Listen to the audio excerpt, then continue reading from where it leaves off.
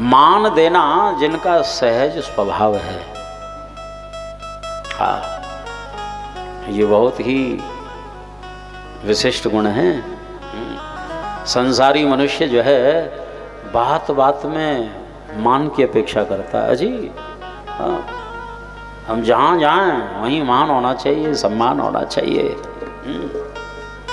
हाँ, सच्ची बात बता मैं, ये मान जो है ना चाहने की वस्तु है ही नहीं। शास्त्रों में कहीं ऐसा उल्लेख नहीं है कि मान को चाहें हम। दूसरी बात, मान कौन चाहता है? जो मान के योग्य नहीं होता है।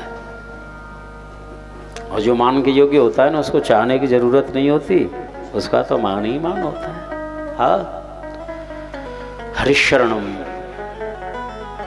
मान की अपेक्षा करने वाला व्यक्ति भले ही कोई अपमान न करे बिल्कुल भी, और बाहरी अपमान का अनुभव हो जाता है उसको। हमारा ऐसा अपमान, हाँ, हमारा, ये कौन बैठा है भीतर? हरिशरणम अमान ना मान देना कीर्तनीय सदा हरि। मान लेने की कभी अपेक्षा मत करो, मान दो सबको। मेरे पूज्य गुरुदेव कहा करते, बड़े हों कोई, सबको मान दो, बच्चों को भी मान दो।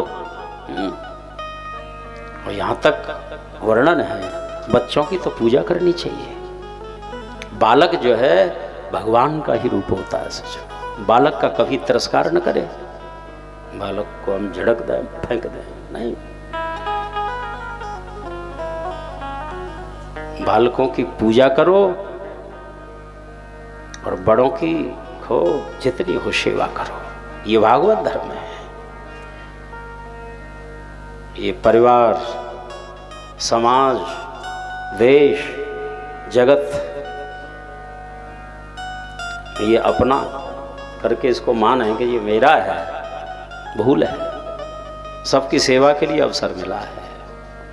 यथा योग्यम तथा कुरु, सबकी सेवा करो। चींटी से लेकर के ब्रह्मलोक पर्यंत किसी को पीड़ा न पहुंचे हमारे द्वारा। श्रीमन महाप्रभु कहा करते, जीवे दया, जीव मात्र के प्रति दया का भाव रखो। महाप्रभु के परिकर में एक पार्षद थे, 3.5 लाख नाम जपते थे रोज। एक घाव हो गया और घाव में कीड़े पड़ गए लंबे लंबे। भजन कर रहे थे, एक दिन एक कीड़ा जो है उसमें से निकल के चला, जमीन पर उतर चुका था। और जो मालूम पड़ा, इतना दुख हुआ, हाय अच्छा हुआ मुझे पता चल गया। कहाँ भटकेगा ये, कहाँ इसका भोजन है, कहाँ इसका घर है रहने के लिए। इसका घर भोजन तो यहाँ है ना। बड़ी ही सहजता से उस जीव को उठाया और उसी घाव में रख लिया। सजना, हाँ, इसका घर तो ये है। कितने संकटों का सामना करना पड़ेगा इसे। ऐसा जिसका हृदय होगा सजनो, विचारो क्या ठाकुर जी दूर हैं उससे? मनुष्य देहाभिमान के कारण सारे जीवन अनर्थ करता रहता है। हरिशरणम